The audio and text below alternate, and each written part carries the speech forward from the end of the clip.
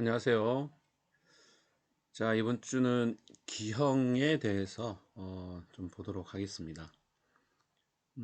자, 여러분, 최근 챕터 7에 해당되는 내용입니다. 페이지로는 224쪽을 부터 보시면 되겠습니다. 자, 먼저 기형에 대한 학습 점검부터 목표 점검 순으로 한번 보도록 할게요.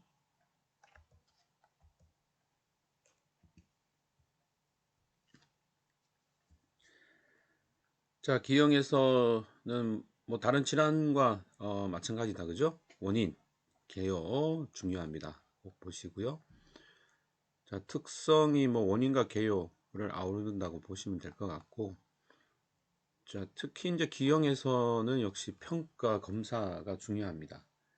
그래서 어떤 원인에 의해서 자, 이렇게 이런 기형이 생겼는지에 대한 검사 평가가 중요하고요. 근데 이 검사를 하기 위해서는 이 위에 있는 이러한 내용들이 다 포함이 돼야 되죠. 그래서 질환에 대한 어떤 특징들이 이 검사 방법에 고스란히 녹여 있다라고 보시면 될 것 같고요. 따라서 기형에 대해서는 특히라도 이 윗부분 원인, 개요, 특성, 자, 이런 것들이 중점적으로 여러분들이 공부하셔야 될 내용인 것 같습니다. 자, 이걸 토대로 해서 이제 검사와 평가가 이루어지게 되겠고요. 그 다음에 중재, 그 다음에 예방과 관리 순으로 좀 보도록 하겠습니다.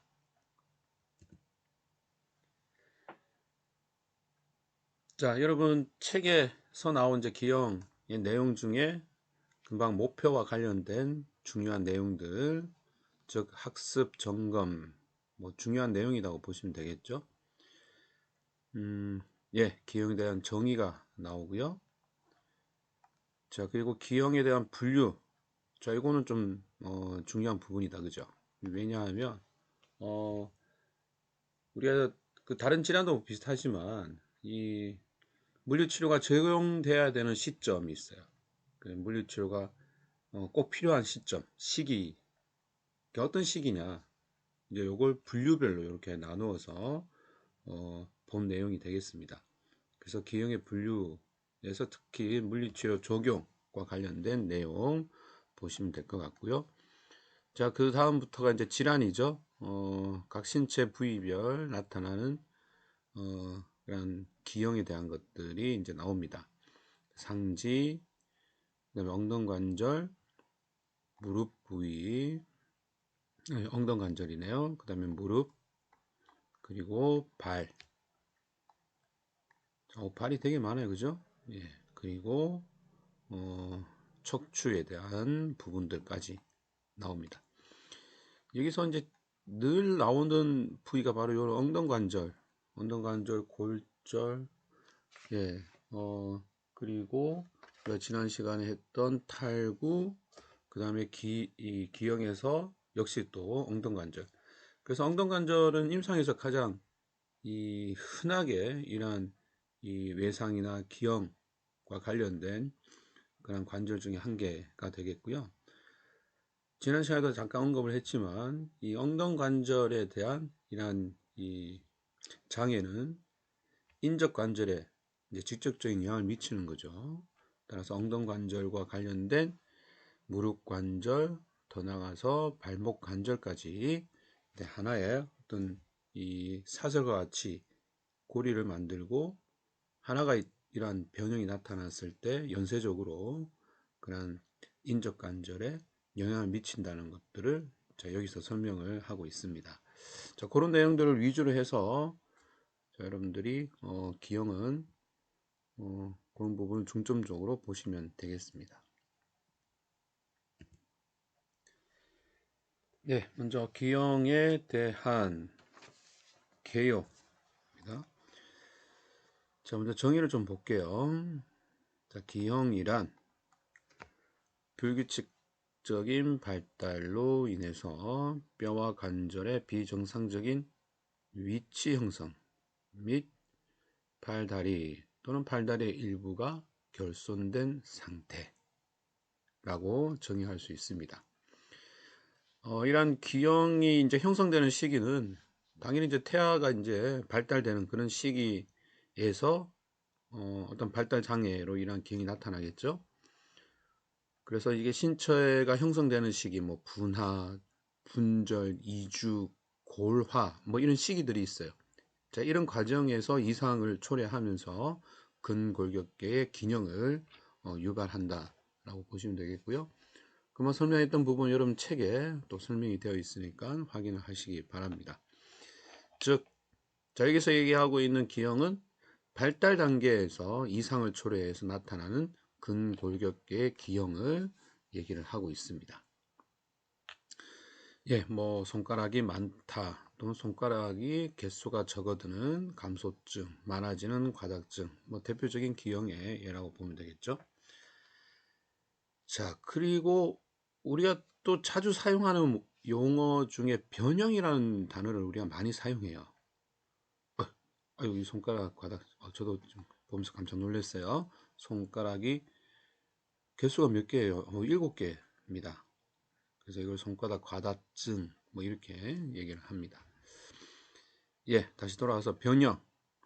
우리는 특히 우리 물리치료에서 많이 쓰는 단어 중에 한 개가 변형인데요. 자, 변형의 정의는 정상의 신체가 어떤 원인에 의해서 일부 혹은 전부가 정상과 다른 형태로 변화하는 상태를 변형이다 라고 할 수 있어요. 자, 여기서 키워드는 바로 정상의 신체입니다. 이 태어날 때, 그렇죠, 정상적인 어떤 구조를 가지고 태어났는데 원인에 의해서 다른 형태로 변화되는 상태를 변형이라고 합니다. 자, 그러면 변형은 우리가 치료가 가능하겠다. 그죠? 뭘 제거하면? 그죠? 어떠한 이렇게 원인을 제거하면 돼요. 그러면 다른 형태로 변화하는 것을 막을 수가 있어요. 그래서 우리 물리치료에서 이러한 변형을 방지하기 위해서 이때까지 보면 뭐 골절, 절단, 탈구, 뭐 절단은 뒤에 나옵니다만 탈구, 그래서 어떤 질환이 나타나고 시간이 지날수록 이런 변형을 방지하기 위한 그런 중재법들을 지금 계속 공부를 하고 있습니다. 그래서 우리 물리치료의 이 목표는 변형을 방지하는 것 또는 변형을 최소화시키는 게 물리치료에 적용해서 중요한 거고, 자, 기형이 있으면 변형이 될 수 있다? 오케이죠. 자, 그래서 이렇게 불규칙적인 발달로 인해서 태어났어요. 그럼 우리가 관리를 잘 하면 더 이상의 변형을 막을 수 있는 거예요. 더 이상의 변형을 방지하는 게 기형에서 물리치료의 적용 목표가 되겠습니다. 자, 기형을 막는 게 아니에요. 기형으로 인한 변형을 막는다, 감소한다. 자, 그런 개념으로 접근하시면 되겠습니다. 자, 기형의 원인을 볼까요? 자, 여러분 책은 224쪽을 계속 보고 있습니다. 자, 기형은 한 두 가지 원인이 될 텐데, 그죠? 선천성 기형, 후천성 기형. 자, 선천성 기형은 뭐 당연히 유전이 가장 크겠다, 그죠? 그래서 유전으로 인한 이상이 있을 수 있겠고, 대표적으로 다운 증후군, 연골이 형성 안 되는 것, 뼈가 자라지 않는 것, 뭐 등 유전적 요인에 의한 것이 되겠고요. 그 다음 환경이 있어요. 환경. 자, 특히 이제 엄마의 뱃속에서 발달되면서 그 시기에 어떤 특별한 환경에 노출되었을 때 생길 수 있는 이상 발달. 자, 이걸 태내 환경 요인이라고 할 수 있고요. 뭐 여러 가지 원인이 있습니다만 뭐 가장 중요한 게 이제 독성 물질들이겠죠. 또 인체에 해가 되는 그러한 뭐 바이러스 또는 이 뭐 자외선, 핵 그러한 요소들 등등이 되겠습니다. 따라서 풍진, 이 풍진은 이제 지금 바이러스를 얘기하는 거예요. 방사선, 약물도 태냄 환경 요인을 일으키는 원인 중에 한 게 산소 아주 중요합니다.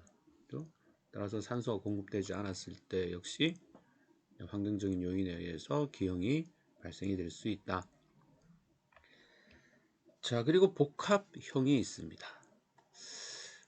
자, 이 복합형이 가장 많은 요인 중에 한 개라고 보시면 돼요. 그래서 이 두 개가 합친 복합형이 선천성 기형의 어떻게 보면 주 요인이라고 보시면 되겠습니다. 자, 그래서 선천성 기형, 유전과 환경, 그리고 복합형, 이 세 가지가 요인이 될 수 있겠고요. 자, 복합 또는 뭐 혼합, 여러분 책에는 혼합형이라고 표현이 되어 있어요. 같은 말이 되겠습니다. 자, 두 번째가 후천성 기형이에요.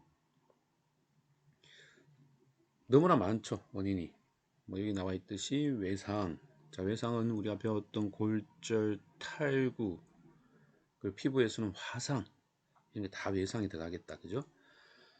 그 다음에 근력의 불균형.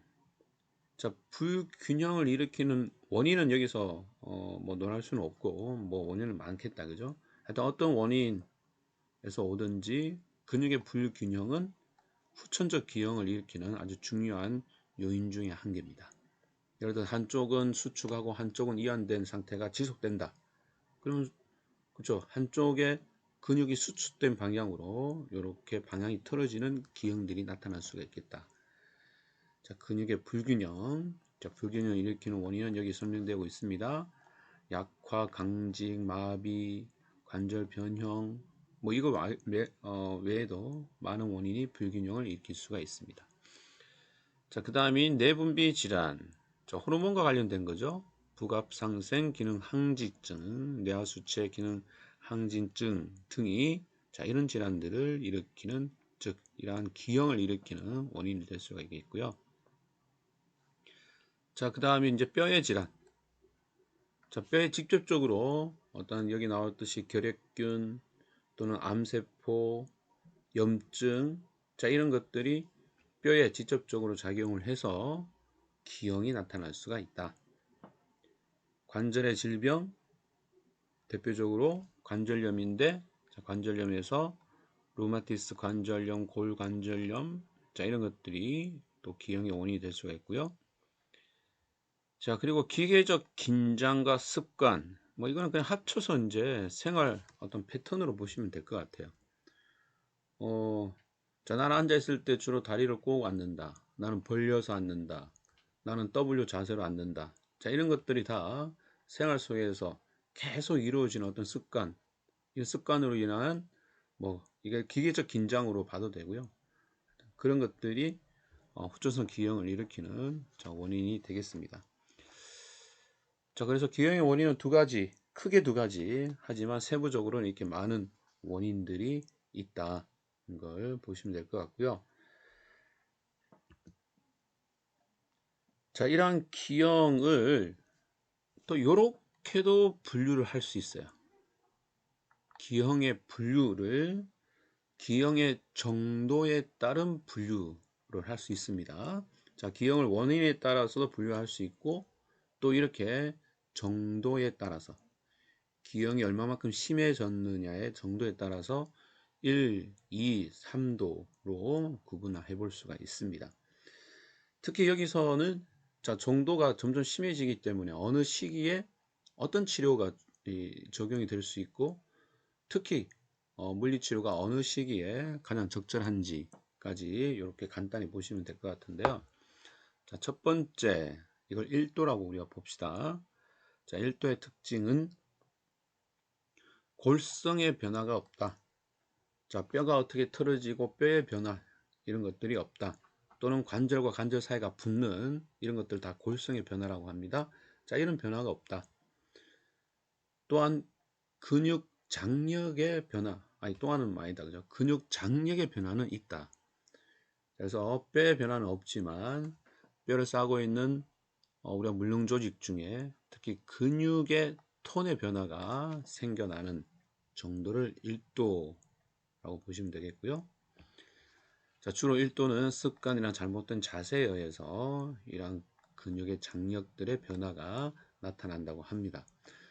자, 따라서 원인을 알 수 있잖아요. 습관, 자세, 즉 내가 갖고 있는 생활 패턴들을 수정하고 변경을 할 때 당연히 교정이 가능한 기형이 되겠습니다.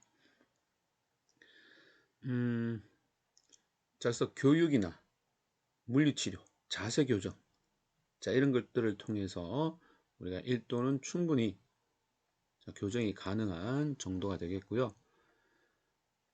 자, 어떤 물리치료를 하면 되냐? 금방 얘기했듯이 교육, 자세 교정, 그리고 근력의 강화, 버침 운동, 통증 치료. 즉, 자, 물리치료가 주가 이룬다죠. 그래서 물리치료가 이러한 1도에서는 치료의 핵심이 되고 교정이 가능한 그런 정도가 되겠습니다. 2도를 볼까요? 자, 연부조직, 물령조직을 얘기합니다. 구축이 발생이 됐어요. 자, 한쪽으로 계속 틀어져 있어서 구축이 발생이 됐고, 이로 인해서 골성의 변화가 생겼다.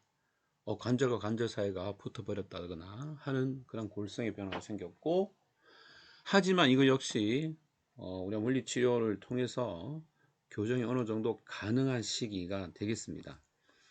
당연히 교육이 들어가고요. 자, 특히 그렇죠. 구축과 골성의 변화가 발생이 되었기 때문에 신체 기능이 한쪽으로 쏠린다, 떨어진다. 따라서 그 기능을 보조해 줄 수 있는 보조기 사용을 통해서 신체 기능을 도와주고, 자, 그 다음에 근제교육, 즉 근육의 기능을 원래대로 회복시켜주는 그런 교육들.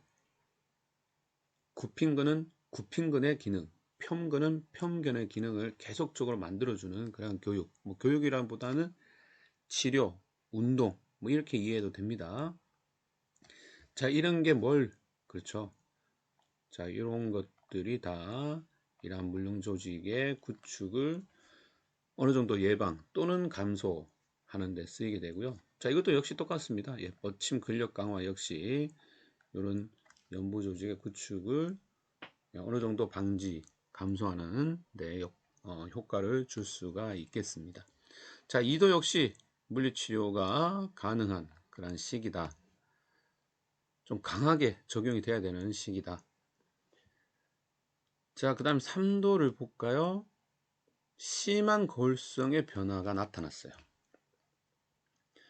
척추가 완전히 휘어졌다거나 뼈가 완전히 붙어버렸다.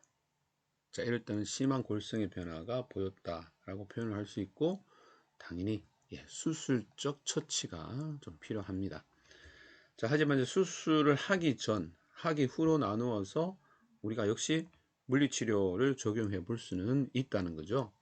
자, 수술 전에는 우리가 근력 강화, 이완, 교육 등을 통해서 수술 후에도 이런 근육의 기능들이 좀 유지될 수 있도록 수술 전에 충분히 적용을 시켜보고요. 수술 후 역시 유지와 특히 근력의 증진의 목적으로 물리치료가 적용될 수가 있습니다. 기형의 분류, 정도에 의한 분류와 중재 개요인데, 자, 이거는 제가 뭐 소도에서도 중요한 부분이라고 했으니까 여러분 꼭 기억을 하시고요. 여러분 책은 지금 224쪽에 나와 있습니다. 표 7-1과 함께 잘 정리를 하시기 바랍니다. 자, 위에 뭐 구체적인 어떤 물리치료 방법을 제시를 했는데, 조금 우리가 이걸 정리를 해보면, 자, 기형에 대한 일반적인 원칙은 뭘까? 뭐 이렇게 개요에서 제가 잠깐 설명을 했습니다. 변형을 방지하는 거다. 기형으로 생길 수 있는 2차적인 변형을 방지하는 게 가장 중요한 원칙 중에 한 개고, 이 변형을 방지하기 위해서는 당연히 물렁 조직의 단단함과 튼튼함이 있어야 돼요. 그걸 우리는 근육 또는 관절로 볼 수 있고, 이런 근육의 또는 관절의 균형을 회복함으로써 변형을 방지할 수가 있다는 거죠. 자, 그래서 요 두 가지가 좀 일반적 원칙에서 우리 물리치료사적인 시각에서 봤을 때 중요한 요소라고 보시면 될 것 같습니다. 자, 이 균형이란 말은 어떤 의미인지 알겠죠? 이완. 자, 여기 나오는 요겁니다. 이완 또는 강화 또는 뻗침과 강화. 자, 이걸 우리가 균형이라고 이해를 하시면 되겠습니다.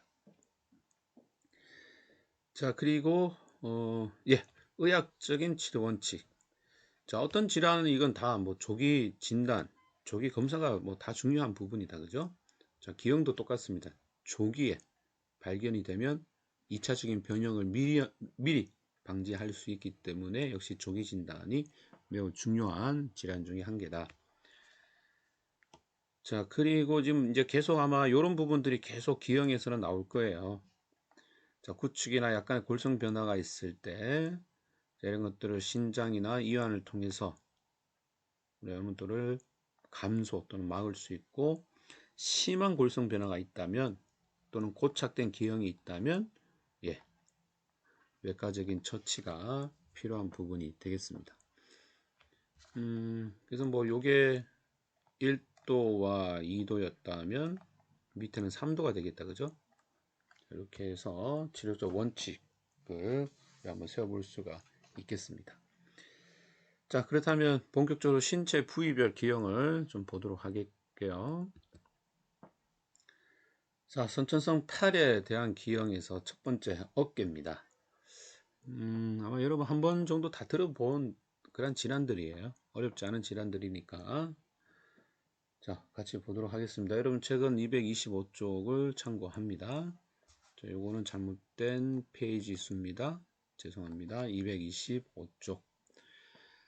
자, 어깨 부위 기형에서 먼저 선천성 위쪽 어깨뼈, 이걸 스프링겔 숄더 또는 congenital high scapula라고 표현할 수가 있고, 한쪽 어깨가 위쪽으로 이렇게 솟아 올라온 기형을 얘기하는 거예요. 그래서 이렇게 정의가 됩니다. 비정상적으로 위쪽으로 전이된 기형, 그리고 전이된 요 어깨뼈는 아랫각이 아래쪽 돌림되어서 몸통 쪽으로 근접해 있는 그런 기형의 모습을 보인다. 자, 그렇다면 왜 이렇게 위쪽이 있을까? 원인은 바로 이렇게 되어 있습니다. 자, 태아가 발달을 하면서 우리가 태아가 엄마 뱃속에 있을 때는 움츠린 자세다. 그죠? 여러분 움츠린 자세 해보세요. 그러면 어깨뼈가 이렇게 위로 올라가 있어요. 그런데 이제 움츠린 자세에서 점차적으로 가슴을 펴고 몸통을 펴는 걸로 발달이 되죠. 그래서 가슴을 이렇게 펴는 걸로 이렇게 발달이 되면 위에 있는 어깨뼈가 이렇게 이제 밑으로 내려오면서 발달이 되는 거예요. 자, 그런데 발달 과정에서 이제 이렇게 몸통이 펴지면서 위에 있는 어깨뼈가 밑으로 내려와야 되는데 한쪽이나 양쪽이 내려오지 못한 겁니다. 따라서 이걸 어깨뼈의 내림 방해, 내림 장애가 원인이다 라는 거죠. 한쪽이 올라가서 된 게 아니라 발달 과정에서 내려와야 되는 그런 어깨뼈의 위치가 내려오지 않았다. 이로써 생길 수 있는 기형이 바로 선천성 위쪽 어깨뼈가 되겠습니다. 발생 빈도 뭐 초기에 우리가 조기에 이런 것들은 발견될 수가 있고요. 편측이 좀 더 많고 왼쪽이 좀 더 많습니다. 좀 여성에서 많다고 하네요. 자, 그리고 또 하나가 크리펠 페일 신드롬이라고 있는데 이걸 선천성 목 결합이라고 해요. 자, 여러분 예를 들어서 이 양쪽에 있는 어깨뼈가 다 위로 이렇게 올라와 있다고 보세요. 그러면 어떻게 될까요? 그렇죠. 목의 길이가 짧아진 듯한 그런 기형이 나타나겠죠. 목의 길이는 원래 정상인데 어깨뼈가 이렇게 양측성으로 기형이 왔어요. 양측성 위쪽 어깨뼈 기형이 왔어요. 그러면 목의 길이는 목 척추는 정상이지만 우리가 보는 육안으로는 목의 길이가 짧아졌구나, 이렇게도 볼 수 있다는 거죠. 하지만 그거는 정상이에요. 목의 길이는. 자, 요런 질환과 같지 않다는 거지. 구별해라는 거예요. 선천성 목 결합이라는 질환은 선천적으로 목의 척추뼈가 붓거나 몇 개가 없는 겁니다. 그러면 목의 길이가 짧아지는 거죠. 그래서 외형적으로는 양측성으로 온 위쪽 어깨뼈와 선천성 목 결합이 외형적으로는 비슷하다. 하지만 전혀 다른 질환이다. 따라서 구별해라, 감별해라 라는 의미가 되겠습니다. 예, 선천성 목 위쪽 어깨뼈의 자, 임상적 양상을 보면 자, 한쪽으로 왔을 때 역구분증이 나타나고요. 볼록면, 어깨뼈가 올라간 쪽으로 향하게 되고, 자, 어깨뼈의 위쪽 각은 아랫각보다 척추에 좀 가깝게 위치하고, 윗각이 목 쪽으로 도출되어 있고, 자, 나이의 듦에 따라 좀 더 심해지고, 자, 심해지는 이유는 아마 이제 그 어깨를 덮고 있는 물륜조직, 특히 근육 이런 것들의 위축이 점점 심해진다. 자, 특히 어떤 근육의 위축이 심해지느냐? 바로 요 근육입니다. 어깨 세모근, 등 세모근. 자, 이거는 뭐 여러분 해부학적 지식이 있기 때문에 다 알 수 있다, 그죠? 이 어깨뼈 위쪽으로 이렇게 지나가는 근육들이다, 그죠? 그래서 이 근육들이 특징적으로 위축, 약화, 손상이 옵니다. 자, 계속 요 근육이 언급이 되고 있고, 자, 이 어깨뼈가 척추 쪽으로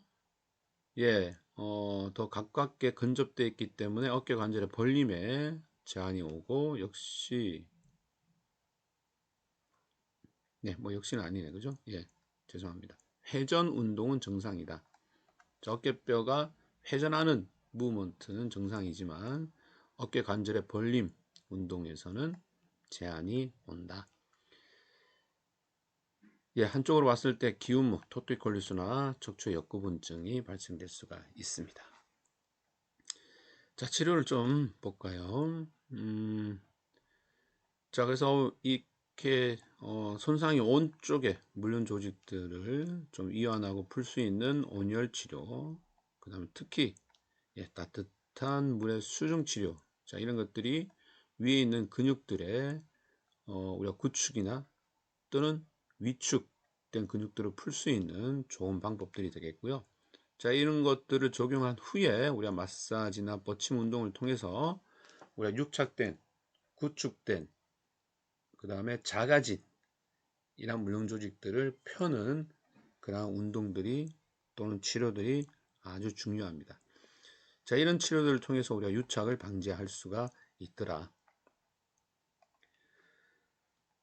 마사지 버침 운동은 근이완에 효과를 주고, 특히 어떤 근육? 등 세모근, 마름근 빠졌지만 어깨 세모근을 위주로 시행을 하면 되겠습니다. 자, 그래서 운동치료는 금방 위에서 얘기했던 이런 것들이 바로 운동치료에 적용이 될 수가 있겠다, 그죠? 자, 팔 올림 운동 또는 어깨뼈 돌림 운동 뭐 등을 실시해 볼 수가 있겠고요. 그 다음에 합병증으로 올 수 있는 척추에 이러한 합병증들을 교정하는 치료. 자, 또 하나가 이제 아까 우리가 보조 도구들이 중요하다고 했었죠. 그래서 이 보조 도구 착용을 통해서 또 어깨뼈를 고정을 또 해볼 수가 있겠습니다. 이 보조 도구는 날개 어깨뼈, 이제 그 다음에 나오는 날개 어깨뼈 기형에서 좀 보도록 할게요. 여기까지가 우리가 선천성 위쪽 어깨뼈 부분이었고요. 자, 어깨뼈의 기형이 한 개 더 있습니다. 자, 요까지 보도록 할게요. 자, 두 번째가 날개 어깨뼈예요. 구형으로 익상견갑골이라는 건데요. 자, 요거는 자, 일단 이 모양부터 잠깐 볼까요? 그쵸, 어깨뼈가 어떻게 뒤쪽으로 도출된 기형입니다. 조금 전에 봤던 스프링겔스 디포미티는 위쪽으로 도출된 거, 그 다음에 여기 나오는 날개 어깨뼈, 영어로 윙징 스캐플라는 뒤쪽으로 돌출된 기형. 예, 그래서 어깨뼈와 관련된 기형은 두 가지다. 어렵지 않습니다. 위쪽, 뒤쪽. 요 지금 윙 스캐플라는 여러분 책에는 없는 내용이니까 잘 정리를 하시기 바라고요. 자, 왜 뒤쪽으로 돌출이 됐을까? 자, 어깨뼈를 단단히 이 thorax에 고정해 주는 근육들이 있습니다. 대표적인 게 앞톱니근이에요. 그래서 앞톱니근은 어깨뼈와 그 다음에 앞쪽에 있는 이 립, 이 갈비뼈와 붙어서 어깨뼈를 고정해 주는 그런 역할을 하는데 얘가 약화가 온 거야. 앞톱니근이요. 약화가 올 수 있는 원인은 많지만 대표적인 약화의 원인은 당연히 신경 손상이겠죠. 그래서 앞톱니근을 담당하는 신경이 바로 긴 가슴 신경입니다. C5에서 7에서 나옵니다. 그래서 긴 가슴 신경의 손상으로 인한 앞톱니근의 약화가 어깨뼈를 뒤쪽으로 이렇게 잡아주지 못하고 뒤쪽으로 튀어나오게 하는 날개 어깨뼈를 일으킨다. 자, 치료. 당연히 뭐 주위 근육을 강화한다. 어깨 운동에 제한이 있는 것들을 풀어준다. 예, 풀어주는 게 아니고 이건 잡아준다. 이렇게 표현해야 되겠네요. 예, 보조 도구를 통해서 어깨뼈를 제한한다. 즉 잡아주는 역할이 필요하고 또 어깨뼈를 단단히 잡아주기 위해서는 주위의 근육들을 강화한다. 자, 이런 것들이 필요합니다. 뭐 심한 경우는 당연히 수술하면 되겠고요. 그래서 이 어깨뼈를 잡아주는 보조기가 바로 고정 보조기, 영어로 스캐폴라 피젝션 얼소시스가 되겠습니다. 뭐냐? 자, 요거예요. 이렇게 해서 뒤쪽이고 앞쪽에 끈이 다 앞쪽으로 가죠. 그래서 앞쪽으로 이렇게 끈을 묶을 수 있는데 더 세게 묶으면은 더 고정이 더 딱 심하게 되겠죠. 그래서 요걸 가지고 고정의 정도를 조절해 줄 수가 있습니다. 예, 다시 정리하면 선천성 위쪽 어깨뼈, 어깨가 위쪽으로, 날개 어깨뼈 뒤쪽으로 도출된 어깨에 대한 기형 되겠습니다. 자, 그 외에 목과 어깨의 선천성 기형, 이것도 책에 없는 부분이니까 좀 잘 정리를 하시기 바라고요. 빗장 머리뼈 발생 이상. 뭐 제목에 그 내용이 있어요. 빗장뼈와 무슨 뼈? 머리뼈가 발생적으로 좀 이상이 있다. 이런 기형이 되겠고요. 아마 고라 시기가 거의 비슷한 것 같아요. 그죠? 빗장뼈가 고라되는, 이렇게 발달되는 그런 시기와 머리뼈가 발달돼서 이렇게 붙는 시기가 거의 비슷하지 않을까 이런 생각이 들고, 자, 이 두 개의 뼈가 발달 이상이 생긴 그런 기형입니다. 그렇죠. 머리뼈에 이상을 보이는 질환이기 때문에, 예, 숨구멍, 즉, 프론탈리, 이 천문이 닫히지 않거나 봉합되지 않고 열려있는 상태의 기형을 볼 수가 있습니다. 자, 그 다음이 이제 선천성 근육성 기운목. 자, 요거는 우리가 여러분이 흔히 들었던 워리넥 기운목이다, 기운목. 그죠? 많이 들어봤죠? 근데 이게 이제 선천성으로 온 거예요. 그래서 선천성으로 이 기운목이 발생이 되고, 당연히 기운목을 일으키는 게 아주 중요한 근육이죠. 예, SCM 머슬의 어떤 손상으로 인해서 근육성 기운목이 발달이 됩니다. 자, 이것도 선천성 기능 중 한 개고요. 자, 오른쪽이 좀 더 많다고 하네요.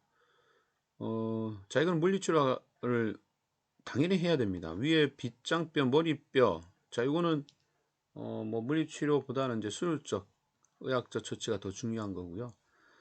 여기 있는 워리넥 또는 선천성 근육성 기운목은 당연히 근육성 문제이기 때문에 물리치료가 주치료가 되겠고, 예, 능동 마사지 자세, 특히 목을 똑바로 이렇게 앞쪽을 보도록 하는 자세 하면 되고, 가장 쉽게 할 수 있는 게 우리가 그 도넛으로 된 방석 있죠. 이 중간이 이렇게 구멍난 방석.